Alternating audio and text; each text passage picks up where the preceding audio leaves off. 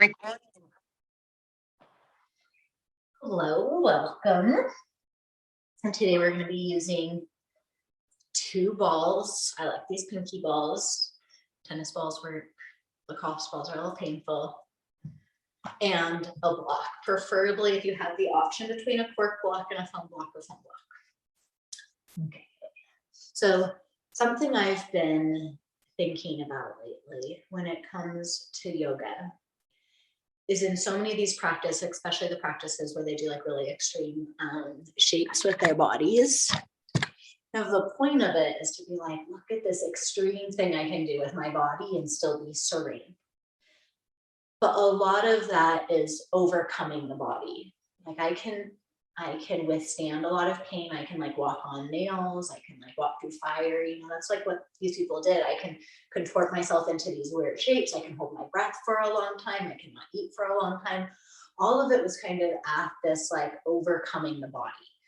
The body was viewed as this like obstacle to enlightenment. So the more we can like disassociate from it and like rise above it and be able to withstand pain, that was kind of the goal. And the goal was also to unite the body, mind, and the heart, which doesn't make very much sense to me now. The more I'm like understanding and questioning, if we're trying to unite the body and unite the heart and unite the mind and kind of bring all parts of ourselves together and like into belonging, which goes a lot better in the world when we're out feeling like we belong and we don't feel like we belong.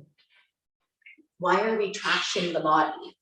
And the body senses are how we experience life. So like without this body, we can't have our experiences. And yet in our practice, it can be something that we're frustrated with. I feel like in a lot of conversations lately, like this one woman told me her body was a burden and it's like sabotaging her. And this other woman, what was the word she used? But it was like two different conversations. And it was about how the body's like betraying them. And I get that we have like health stuff comes up and the body can suffer, but the body is not intentionally doing it. So and this is one of my arguments for that. They've done studies where like hooked up to your brain and then they have some fear stimulus at you. And before your brain picks up on the fear stimulus, your body does. So your body is like feeling everything. It is like, it wants you to survive more than anyone else, because if you're not surviving, the body is gone. So the body is really like our biggest cheerleader and like full support. It's just the wires kind of get crossed and sometimes it doesn't help us. It thinks it is. The body always thinks it's helping us, but like even adults, sometimes help isn't helpful.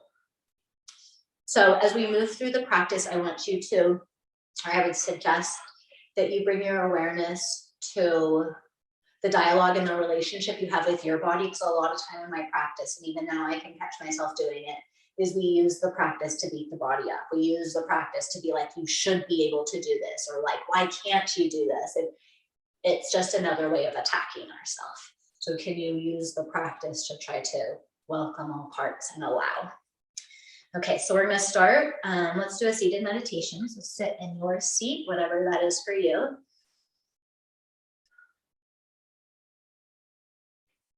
We're going to tune into this body. And sometimes before we go in, it helps to set the scene. So first with your eyes closed, noticing the room you're in. Noticing the senses that come along with this place you're in, the sounds, the smells, the textures.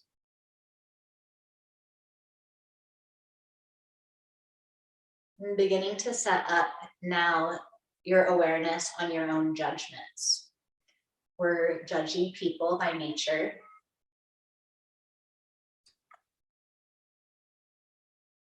We're judgy people by nature.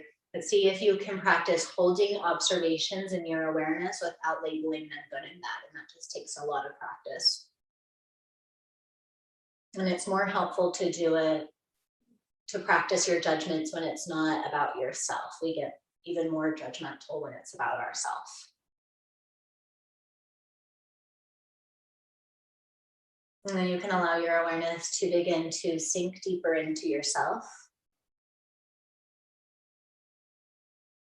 Notice the sensations you feel from your body. Feel your body being pulled down to the earth by gravity, the way the body is touching whatever you're sitting on.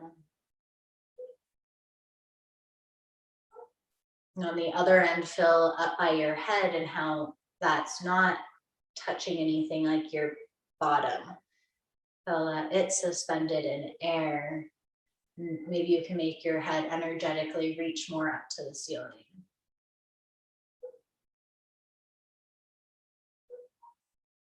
And go in more, notice the quality of your breath. Not needing to change it, not needing to judge it. We start by first just noticing.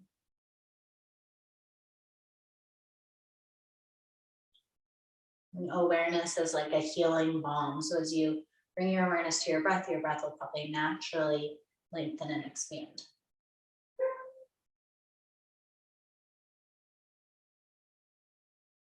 And bring your awareness to your mind and notice the quantity and the speed of your thoughts.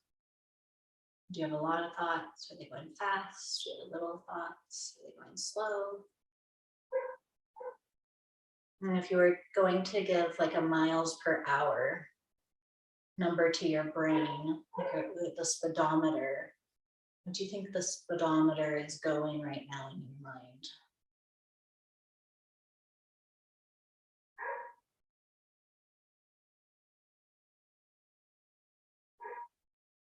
And then you make your speedometer slow down just a little bit.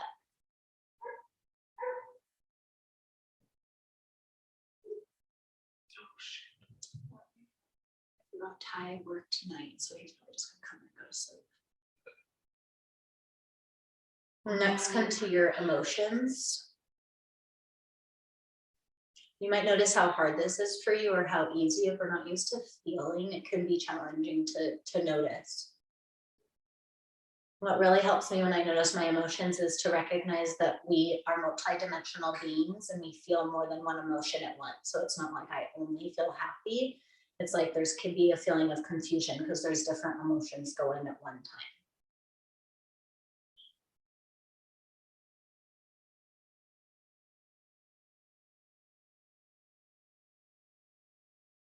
And then practice holding yourself in awareness with all these things you're observing from a place of kindness.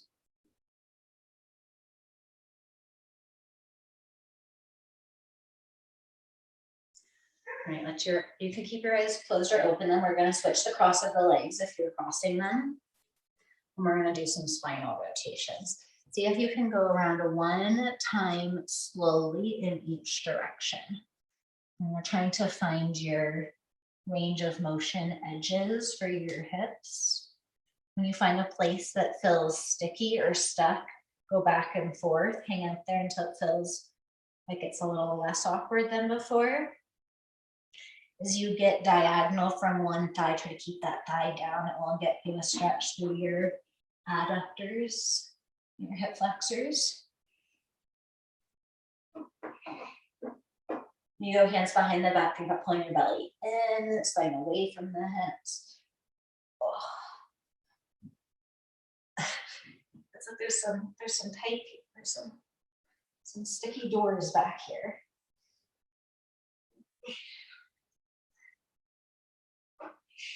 Once you get back to the front, we'll take the circle in the other direction.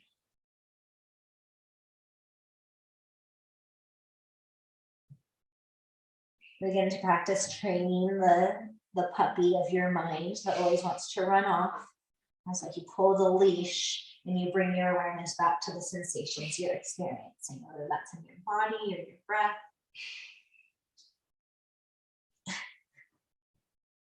Some more awkward spots than others.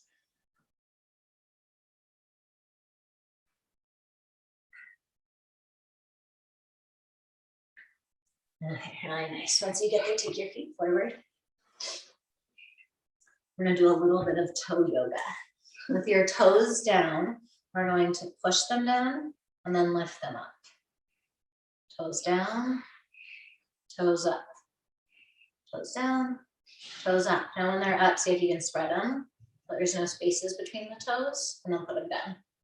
Spread them. See if you can keep them spread and put them down. So even the trying, even if it doesn't compute, it's the brain, it's the software and the hardware figuring out how to communicate. That's just one example of where it doesn't happen, you know? It's like the body's trying. You know, you might notice as you're doing this, your fingers like do weird things. It's like your brain's sending the messages, you know? Okay, we're gonna make it harder. Lift it up. We're going to lower down with all the toes lifted up. Baby, are you going fishing? I went. Already? Mm-hmm. Are you gonna go sleep now? I don't know. I'll probably gonna play video games. Okay, so with the toes lifted up, we're gonna lower one down at a time, starting with the big toe going to the pinky toe. Big toe, second toe, third toe, fourth toe, fifth toe. Gosh, sometimes I can do it and sometimes I cannot. Now we're gonna lift up one at a time, starting at the big toe.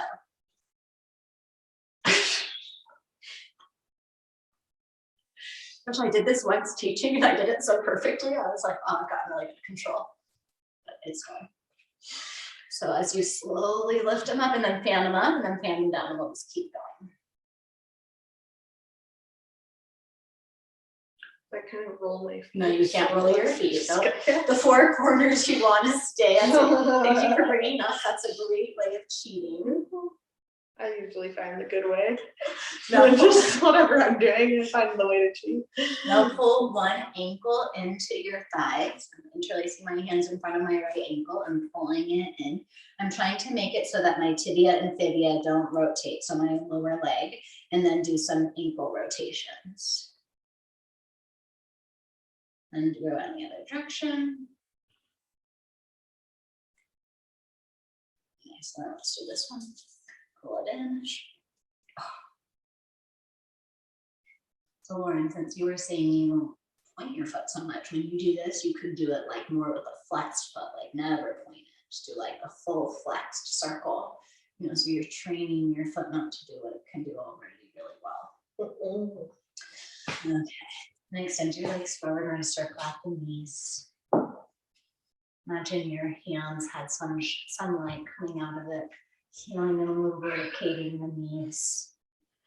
Okay, great. Now we're going to come to the arms. So you can sit however you like. We're going to use a ball on under the block. And you can get creative as you want. Sometimes I'll use two. Sometimes I'll try to raise it. So we're going to be working the flesh underneath the forearm, so with the palm down.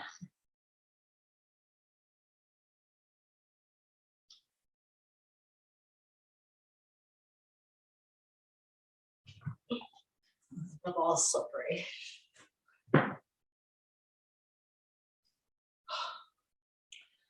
When you find the bone, so you have your ulna and your ulna and your radius bones, and if you can find them normally on the edge of the bones is where the muscles and the fascia connect to the bone. It's so interesting. We talk about the body like there's all these different pieces, but they're all human given names. You know, it's not like it was created and it was like written like, hey, this is the femur, and we just found it. Like, oh, the femur. It's all the human body that changes different densities, all connected, and yet we've like separated it so much. Fascinating. You can also get into your fingers here. I like to do this on the floor, in between the thumb and the first and the second and the third.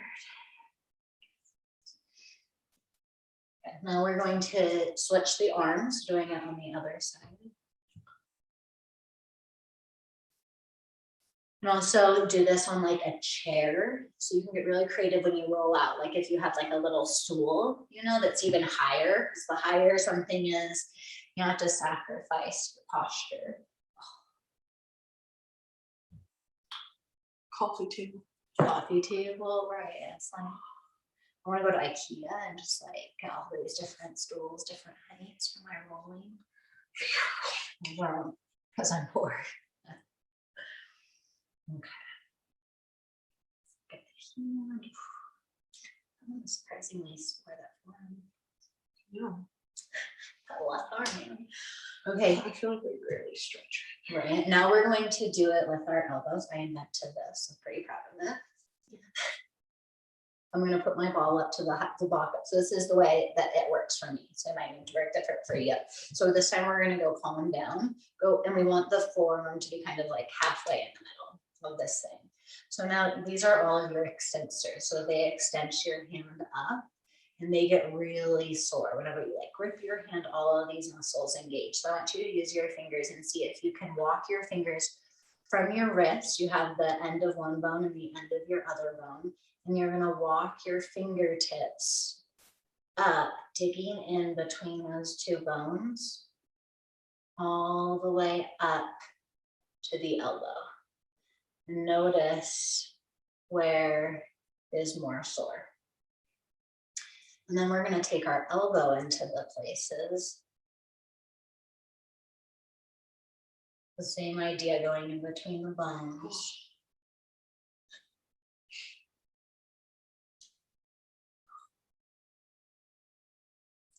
Okay, just kind of like get acquainted using your elbow as a tool. It's kind of a weird thing. And then when you find a place, you can let off a little bit of the pressure as you flex your wrist up. Apply your pressure down. So you just shortened the muscle of your extensors and you're pinning the muscle down. And now when you point your hand down, it's going to lengthen it. This is called a pin and lengthen technique. Just go side to side. Just move the elbow around.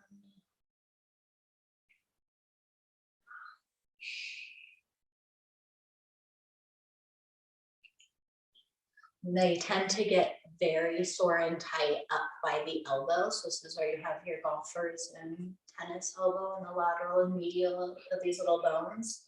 So especially figuring out how to get up here, like a lot of people who will get carpal tunnel, they'll get it from these impinged, these places where muscles or fascia are really tight and the nerves also going down. So then it hinges it and you get like sensations of the wrist.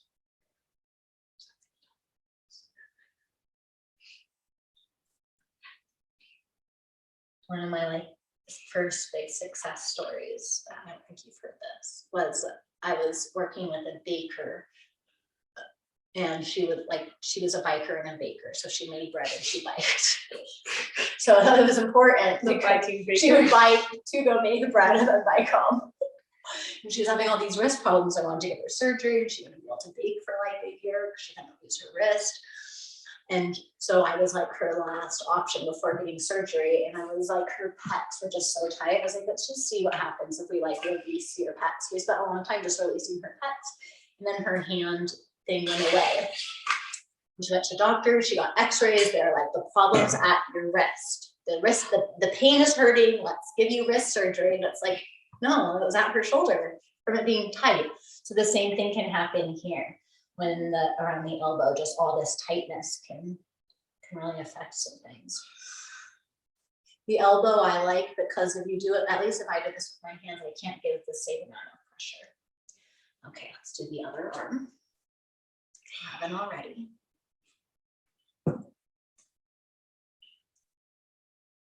So this too at a coffee table. Now you can do your little walk up if you want to.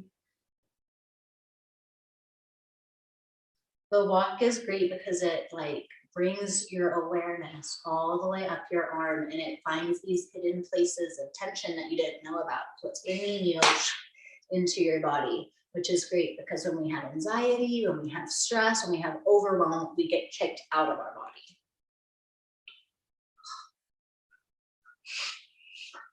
That's why my massage therapist does this to me. I was telling Lauren this. When she rubs my epicondyles, she'll go at it until I'm like kicking and almost crying. It's like that's when she stops. She's like, you just gotta get in there. Do we gotta? Yeah, I mean, I'm pretty sure people live long lives without ever getting in their epicondyles. I know, but like, I wonder if their quality of life isn't as good because they didn't get into the epicondyles. it's really important for massage therapists because they get overworked really quickly. So they can like, most massage therapists work like at most 10 years because they just get so injured in the process. So those people's epicondyles, it matters. Tennis, you tell a tennis pro who has tennis elbow that the epicondyles don't matter. I hope someone's watching this. You guys are getting out of bed. I miss you. I'm glad I can still give you a video. Okay. I'm gonna get in there with your elbow. You're fine. If you're not finding anything, you're probably not looking hard enough. You can do like rotations of your elbow. You can do that flexion and extension, can lengthen. You can also do this with a ball. That's how I learned it, is they did a ball and I was like, this doesn't get in there enough. It needs to be pokier. Yeah, it does. And that's when I found my elbow. Maybe you can get like a marble. A I think marble that would would hurt probably so work. bad. I don't think it would be fun, but a marble would probably work really well. Yeah. So like if your wrists get tight, if your hands feel tight, like Lauren, my homework assignment for you, because Lauren has a wrist that doesn't like doing down dog. She has two wrists that don't like doing one down dog. One has a bump. Oh, just the one. Just the one more. Oh, interesting. So my assignment is for you to start doing this, especially on your hurt wrist. Go back to your hurt wrist. So find your bump. So you could do this if you ever have any kind of pain, right? Find it. And then see if you can go up and tendons attach onto the bone, right? See if you can find the tendon that's attaching to it. And then see if you can walk up it a little bit more until you can find like that it turns more into a muscle. And then pin it. So one finger is on top and one finger is on the bottom. And squeeze it as hard as you can. And then do kind of movement until you feel like you can lengthen it. So my theory, the x-ray showed nothing. My theory is that you have a really tight tendon from just doing so much stuff. And it's pulling at that little bone and it's causing a bone spur from tension pulling at the bone. She did not see a bone spur. Did you tell her my theory though, the full theory? No. Well, that's fine. Okay. I'll call her back today and ask her. Wait, did you see a bone spur? So the bone just looks totally normal. Like No, the x-ray doesn't even show the bump? Yeah, nothing. Oh, I thought it showed the bump, they just didn't know why. No. Oh, so it's not a bone, okay. Who knows what it is? Okay. Who doesn't know? We're gonna come to our side. This is when having a foam block is more enjoyable than a cord block. So if this feels too intense to you, you could put a blanket over it. Like I'll put this over my cord block if that cord block's all I have. We're gonna come to lay down on our side with the block, and I'm gonna put the block on the highest level, and I want the edge furthest away from me to just barely meet my armpit. So I'm gonna be coming down and try to get your weight right in the middle of it, up a level. Yeah, there you go. So I want to kind of right in the middle of it. I'm gonna put my elbow out. Let me spin the camera just a little bit to me. There you go. So this is your serratus muscles are here, which connect onto your rib cage and then up underneath your scapula. Your lats are here. I don't know if I'm doing this. Yeah, that looks like you are. So first we're just gonna, can you support your head with your hand? So we're trying to find as much comfortable a place for this to be while also acknowledging that you are laying your ribs on a block, so it probably won't be very comfortable. But as comfortable as you can be. You need to throw a blanket over it. I don't know, but my body is like, no. So now try, if you have a hard time getting in, try rolling back and forth. Kind of like this block is like a ball of cookie dough, and your cookie dough roller. Lauren said Cookie Monster. How does a Cookie Monster work into what we're doing? Because there's a cookie dough. But do you see how if this was cookie dough and I was a cookie dough roller, I'd be rolling out the cookie dough? I also feel like the Cookie Monster could be doing something with it. You know, I'm not sure. Maybe this is what the Cookie Monster does when he has indigestion from eating too many cookies. Oh my god. So we're rocking forward and back. We're looking for sensitive spots. And ideally, we would find some spots to be more still on. But if it feels too uncomfortable to be still, you can kind of trick your body by going back and forth, and this is good. It's cross fiber on the serratus. You can practice that breath work we've done before, where you take a full breath, you hold your breath, you exhale as long as you can, you hold your exhale, just that like classic square breath, doing that one time and then taking some normal breaths.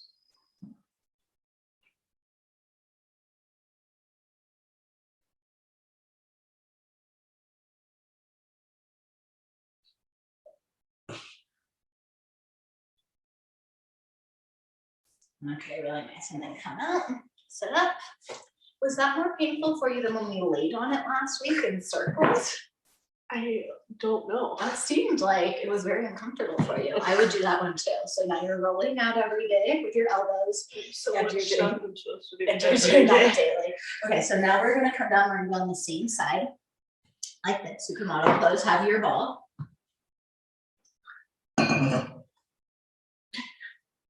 Okay, and now we're gonna be placing, this is a really painful one for me, so I'll preface saying that. Actually, before we come down, sit up again. Because when they're painful, it's really helpful for me to remind myself that there's like a reason I'm doing this. It's not just torture. So sit up and do a few shoulder rolls. And notice how your scapula is moving. Like I feel some clicks. Just kind of notice your arms can move around. Make note, we're paying attention to the one arm that we're gonna be rolling. Okay, now we're gonna come down to our position. And now we're going to put the ball underneath the triceps. So triceps in the back of the arms, I'm gonna place it. And the ball, because it's a ball, it rolls away. And you have to just keep replacing it. And there's some places where I can't feel, and then other places that are like very intense. So don't hang on a place you can't feel. Look for a place that's very intense. Did you find one more? One way you can do it is if you put the ball by the elbow and you kind of like roll up. Front. And we're gonna hold this one still. Do your square breath, so long inhale, long hold, long exhale, long holds, normal breaths.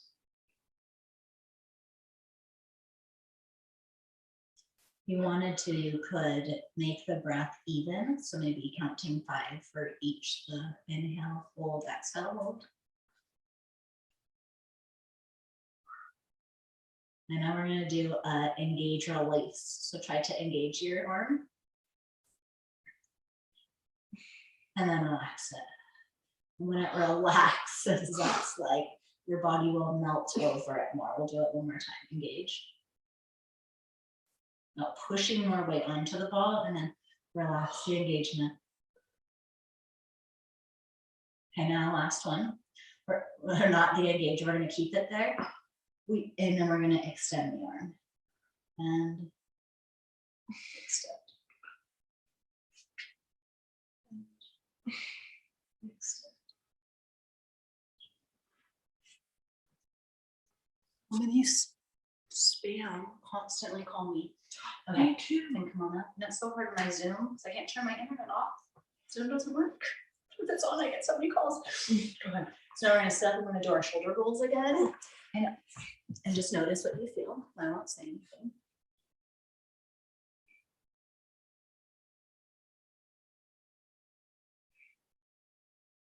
Do you notice the difference? It's alive in there. Warm. Now we're gonna do it on the other side. We're gonna start with the ball or the block, which I might start calling Lauren's favorite.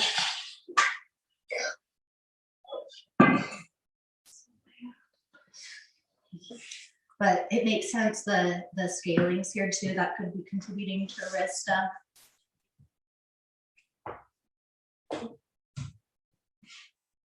It's kind of like we have, like our self is one like big mansion. And then we get this idea that like if we only go into we only have a few rooms, we only have the rooms we go into. So we only have to worry about those rooms. And it's like, no, there's a lot of rooms in the house. Oh.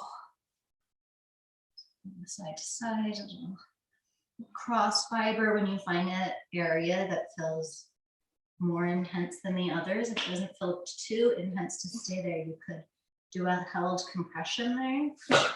Maybe doing your square breath.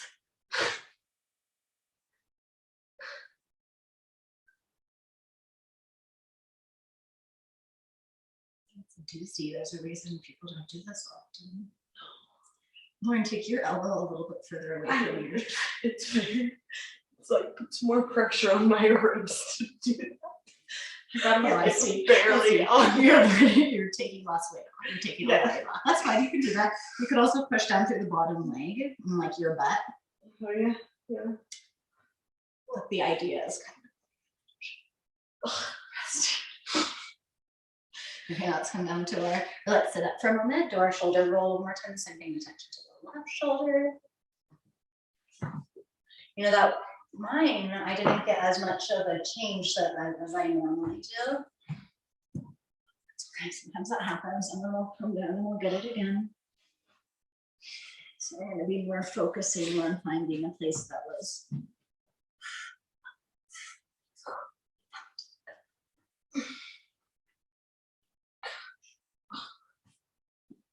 if you're ever listening to these Zoom classes too, it can be nice to use a different device and put some music on that you enjoy. I enjoy practicing with music by myself so much more than silence.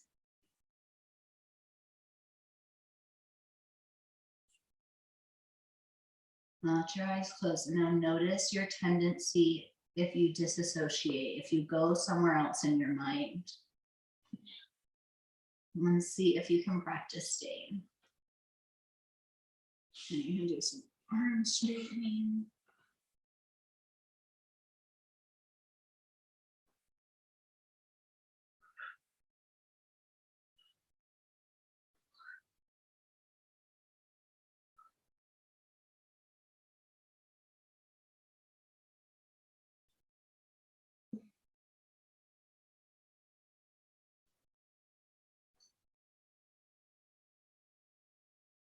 I'm gonna get really hardcore. I rest my head on my arm just to add more weight.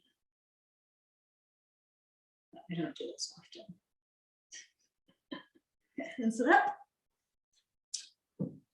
Roll.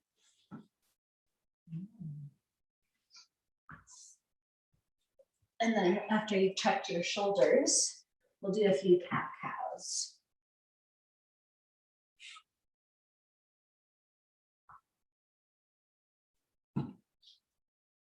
As you inhale, open up the spine. As you exhale, pressing around.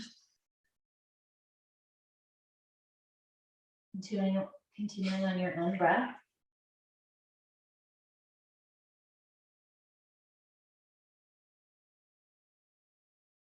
And be more interested in what your body is doing.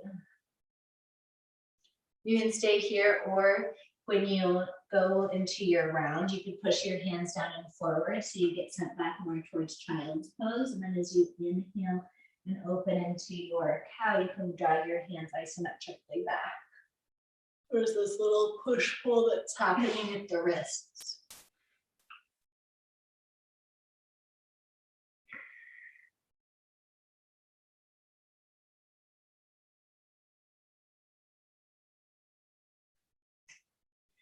And then this next one, come all the way forward and we're gonna lower down to our belly. And do a cobra, strong hands, feet pressed down. Drag yourself forward. Think about pulling yourself out of your pants, shoulders back, chin down. Yeah. Those balls are a little small. You see this over there? And head down.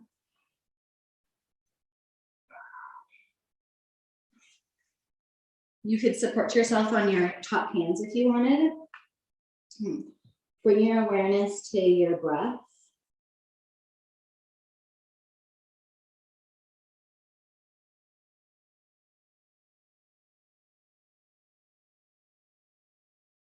This is one of the best places to breathe because often when we inhale, when we're not on our stomach, we squeeze our tummy in. And when we exhale, we let the belly relax out. But that's paradoxical breathing that can create more anxiety in the system. So inhaling and letting the belly expand, exhaling the belly deflate is more relaxing to us. As you inhale, feel yourself kind of expand and rise. As you exhale, feel your weight come down more on the floor.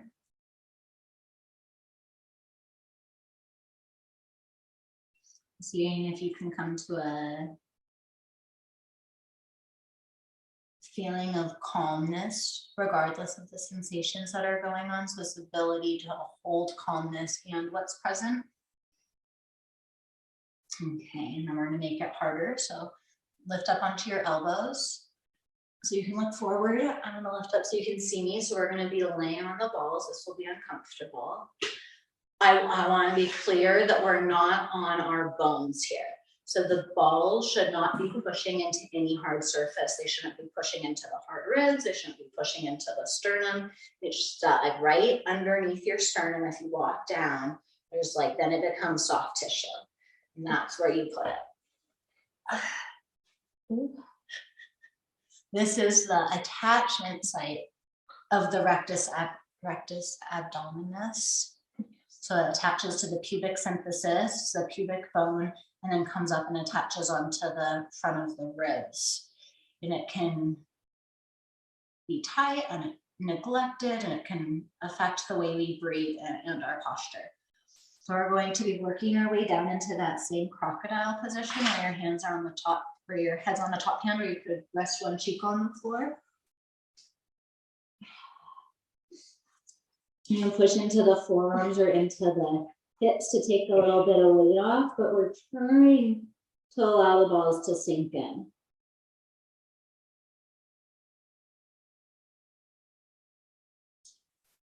And again, it's recognizing what sensations are in the outer world right now. So a new experience we've introduced into our outer experience is inserting these balls in our belly, which is probably going to have an effect on your inner world. So instead of just like going along for the ride, can you become more of the observer and watch it? An emotion, a reaction is like a wave. There's an initiation to it, there's a climax to it, and then it dissolves away. You can watch, as long as you're not like in pain, worried you're going to get hurt, you can watch as the sensations come in, peak, and go. You can do your square breathing intentionally, filling your belly, pushing into the balls.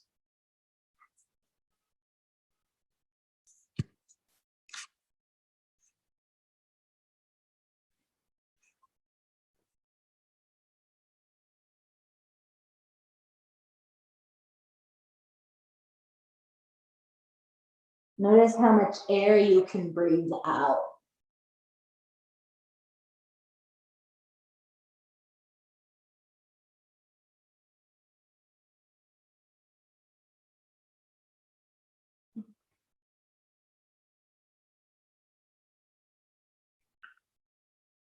Okay, now from here, we're going to push back into child's pose. So plant your hands under your shoulders, push yourself up, send your bum back, let your belly be long.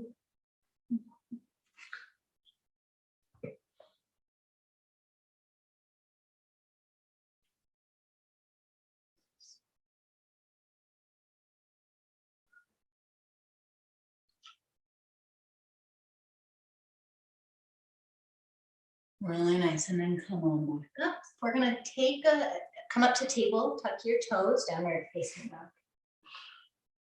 When you're downward facing dog, begin to slowly walk your feet forward, standing forward fold. A little bend in your knees. And then push through your feet and slowly round up.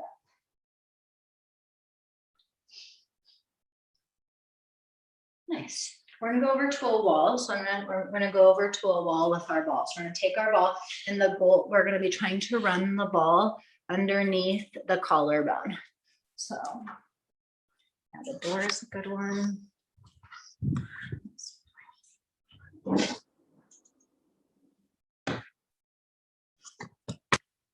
I'm gonna place the ball, get my underneath the armpit. This arm's kind of just over to the side, looking away. And do side to side. And do some compressions. While you do compression, you can move an arm.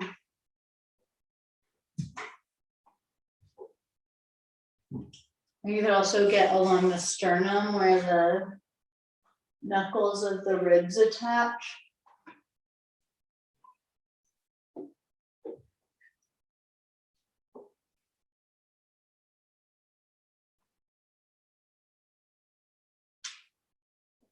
Normally just right outside the armpit. That's where pectoral minor is.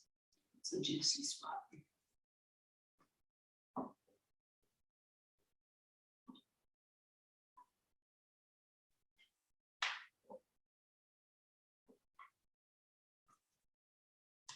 You already go to your other side.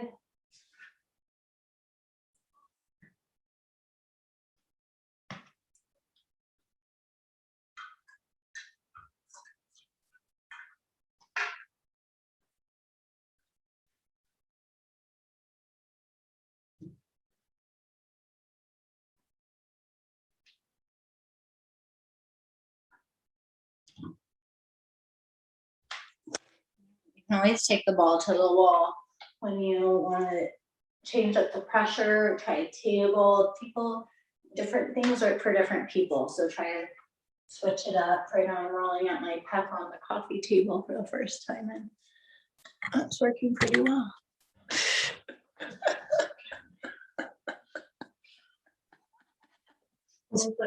This couch is a good one because it takes it, so it makes it less intense. One also might.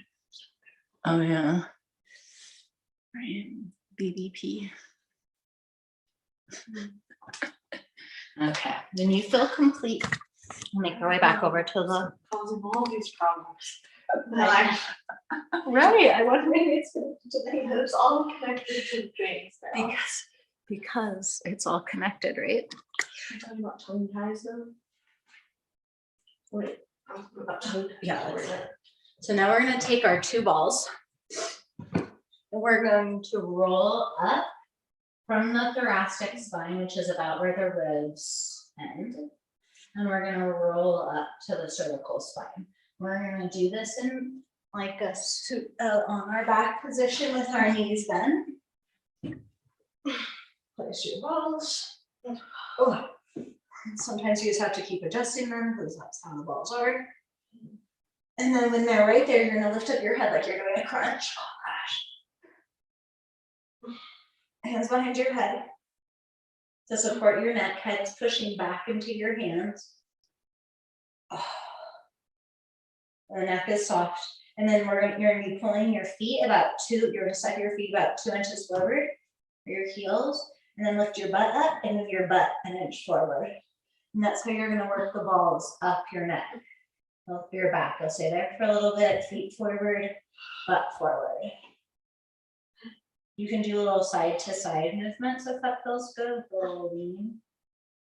Or just a straight compression. You can also lower down and lift up to pin it. So you could lower back like you're doing a crunch or stay in, and then lift back up. So there's lots of ways you can explore here. And when working with the balls, we are trying to find the high sensations. So normally when I do this, if I find a place that feels intense, my tendency is to skip it, go over it quicker so I can get somewhere that doesn't feel as intense. But looking for those intense spots are what we're doing. So when you find an intense spot that might be too intense, instead of moving off of it, maybe you find a way to work with it that doesn't feel so intense. Putting a blanket over it, taking it to a wall, doing it on a couch.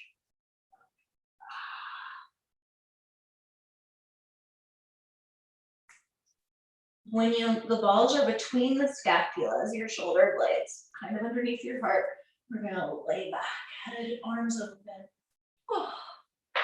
You could put your head on a block if that feels better.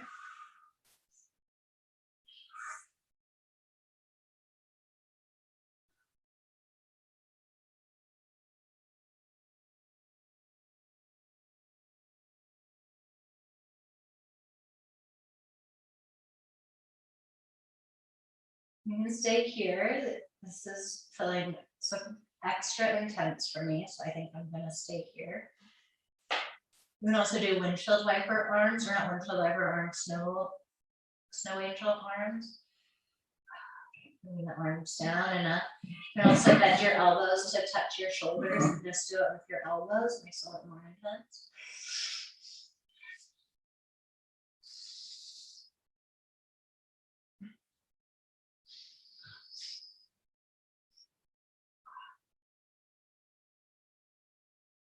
Also reach across your body, like you're giving people high fives on either side of you. And the arms crossed, which the other one in front.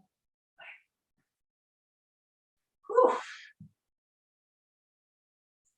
And bring the hands back behind the head. Crunch your head up and we're gonna keep going. So scoot yourself down more.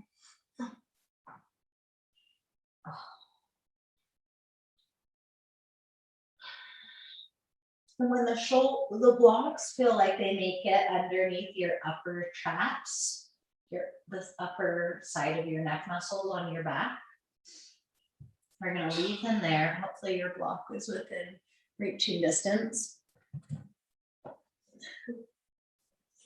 And we're going to lift the hips up with our block still kind of smushed underneath our upper traps.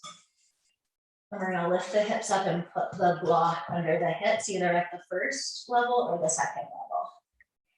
Hands will just be off the sides. This is a passive bridge, but because we're lifting the hips up, it puts more weight on the balls. You want to stay with the sensation of the ball until it feels like it stops changing. If there's a lot of sensation, kind of wait it out and the soft tissue is being affected and changed. When you feel like that's no longer happening, then you can reach in and find a different spot for the balls. Plus moving it around this upper neck area.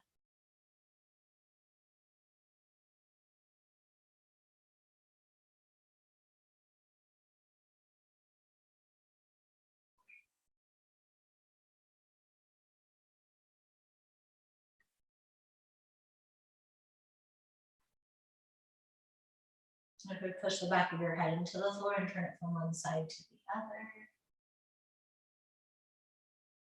And we'll do one more round of replacing the balls, then we'll come down off of our bridge. I've gone wide with my balls right over almost all the way to the shoulder, on the scapula side of the shoulder. So there's just so many areas you can play with.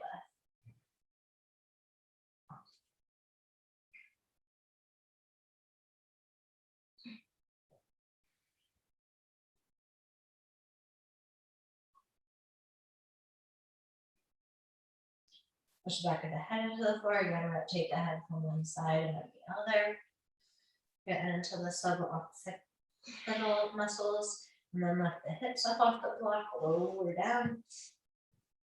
Remove your balls. Put them somewhere nearby. Lift up your head. Actually, we're not going to use the balls right now. Put the balls down. We're going to use the blocks. We're going to take the block. And we're going to put the block. We're going to angle it in. So that the top edge of the block is now applying pressure to the occiput. And then rotate the head from side to side. This is stage one. I've been really liking this one. Another way of doing it is to have the block, this is not the hairstyle for this stuff. Have the block on the first level, put the two blocks right underneath the neck, and then roll the head from side to side.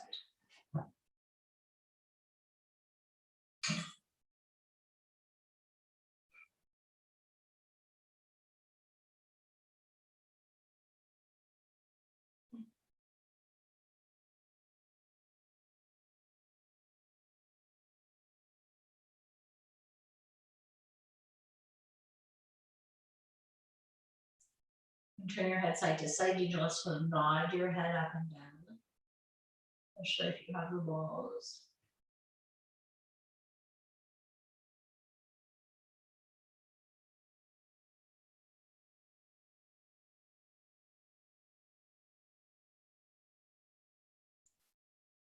When you've already moved your block, move your ball, let's do one more balls, 2 balls. We're gonna do it on the back side of where we've done our tummy. So we're gonna be going to the flesh underneath, just down from the back of the ribs. Send your legs out. The ribs might want to lift up to avoid this, so if you can keep the back of the ribs pushing down.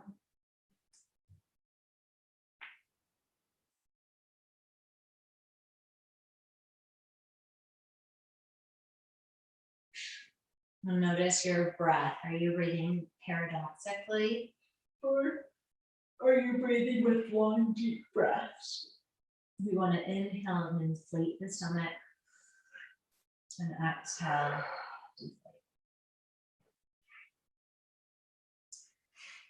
Remove your balls, full stretch.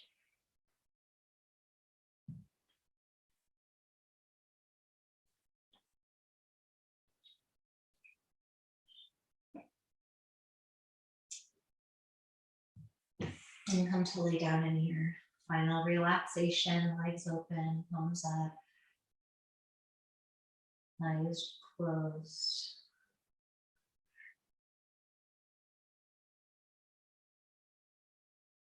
Orient yourself into the room, and then drop deeper into the body. Maybe where it feels the room disappears.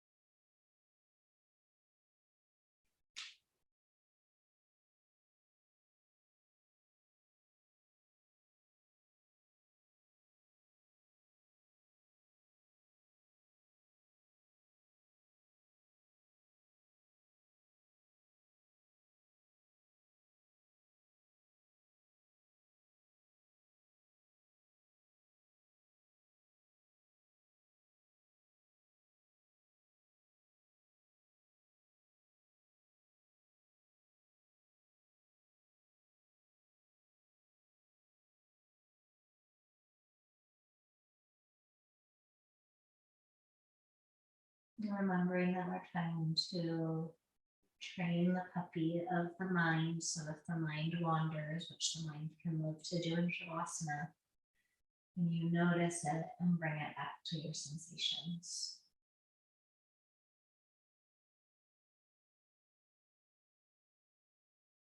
Sometimes judgment can come up too towards the end of class, so remembering I want to be the observer and not the judger.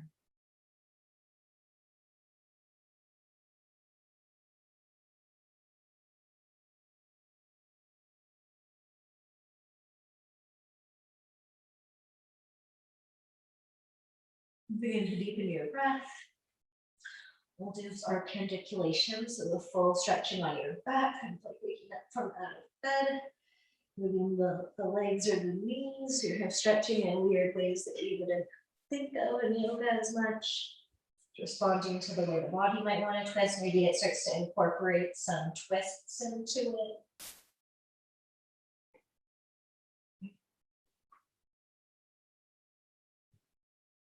We'll allow our movements to eventually make our way up to sitting.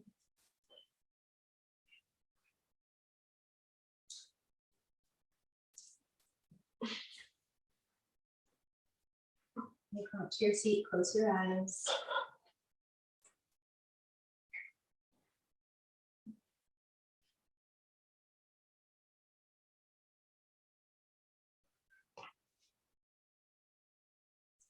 And back to your senses, back to your body, and see if you feel any more united body, mind, and heart, but not at the sacrifice of the body. Maybe you might even feel like you and your body might be more on the same team than you normally consider. Bring your hands up to your heart, to your body, bow your head. Thank yourself for showing up for your practice. Forgive yourself anytime you've been really hard or critical on yourself.